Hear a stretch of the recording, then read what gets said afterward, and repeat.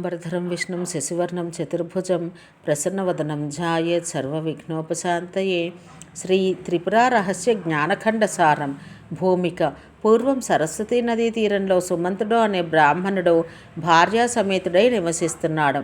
అతడు దుర్గా పూజోపాసనా పరాయణుడు. భార్యను పేరుతో పిలవకూడదని నిషేధం ఉండటం వలన అతడు భార్యను అయ్యి అని పిలిచేవాడు. వారికి ఒక కుమారుడు కలిగాడు. వాని పేరు అలర్కుడు. ఆ పిల్లవాడు కూడా తల్లిని ఐ అని పిలిచేవాడు. ఆ బాలుడి పూర్వకర్మ వశమున 5 ఏండ్లకే పెద్ద జబ్బు చేసింది.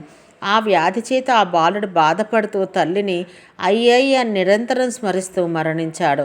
అతడు తర్వాత హారితాయన వంశంలో జన్మించి సుమేధుడు అనే పేరుతో విలసిల్లాడు.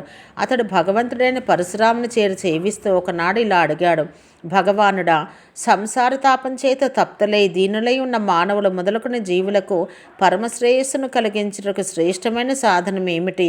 అది నేను వినదగినదైతే దయచేసి దాన్ని నాకు చెప్పండి. అప్పుడు ఆయన చిరునవ్వుతో కాలక్రమంలో చెబుతాను అన్నారు. తర్వాత 16 సంవత్సరాలు గడిచాయి. పిమ్మట సుమేధుడు పూర్వం తాను అడిగిన విషయం గుర్తు చేసి దాన్ని చెప్పమని పరశురామును ప్రార్థించాడు. అప్పుడు ఆయన తనకు దత్తగురువు చెప్పిన విషయం స్మరించాడు. త్రిపురాదేవి యొక్క రహస్యాన్ని శివుడు విష్ణువుకు ఉపదేశించాడు. విష్ణువు తన అంశంలో జన్మించిన దత్తాత్రేయునికి దాన్ని బోధించాడు. దత్తగురువు దాన్ని భార్గవునికి ఉపదేశిస్తూ, దీన్ని ఇతరులకు బోధింపకము. హారితాయుడైన సుమేధుడు భక్తితో నీకు శిష్యుడై నిన్ను సేవించును. అతడు దీన్ని నీ ద్వారా విని గ్రంథముగా రచించును అని చెప్పాడు. ఈ విషయం స్మరించి పరశురాముడు సుమేధుని చూసి, వత్స, సర్వము కాలవశమున కలుగుచుండును. రేపు పుష్యా నక్షత్రంలో ఈ విషయం బోధించుటకు ఉపక్రమిస్తాను అని చెప్పాడు. పిమ్మట వారు సాయంకాలంలో సంధ్యాకాల జపం గావించి స్వాత్మశక్తిని ధ్యానిస్తూ రాత్రి సుఖంగా నిద్రించారు. మర్నాడు ఉదయం సుమేధుడు శుభముహూర్తంలో ఆహ్నిక విధులు నిర్వర్తించి సుఖాసీనుడై ఉన్న గురువుని చేరి సాష్టాంగ దండ ప్రణామం చేసి లేచి అంజలి గావించి వినమ్రుడై నిలిచి ఉన్నాడు. పరశురాముడు ఎదుట ఉన్న హేమపీఠంపై పుష్పములను దోసిటితో ఉంచి శ్రీ బాలా త్రిపుర సుందరి యొక్క 3 విధములుగా ఉన్న రూపమును, మంత్రతంత్ర చర్యాక్రమమును, ముద్రాదులు, ఆచారక్రమం మొదలైనవన్నీ సుమేధునికి ఉపదేశించి, వత్స, ఇది పరమ బ్రహ్మము. దీన్ని ఆలస్యం చేయకుండా సాధించము. తర్వాత నీకు త్వరలోనే పూర్ణపదం నొసగెదను అని చెప్పాడు. అంతటా హారితాయనుడు ఆయనకు 3 సార్లు ప్రదక్షిణం గావించి నమస్కరించి సెలవు గైకొని శ్రీశైలానికి వెళ్ళాడు.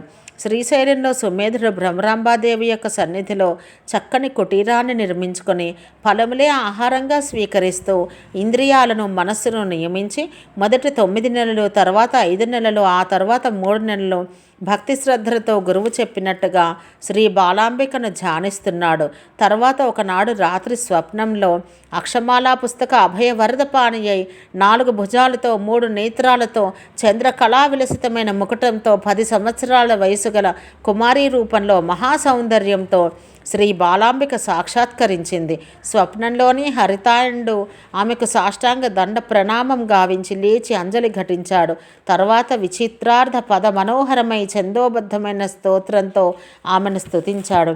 ఆనంద పారవస్యంతో కన్నుల అశ్రువులతో నిండగా ఏమీ మాట్లాడలేక చూడలేక ఊరక నిలిచి ఉన్నాడు. పరమేశ్వరి వత్సాని మధురంగా పిలిచి వాని మూర్ధమునందు హస్తమును ఉంచింది.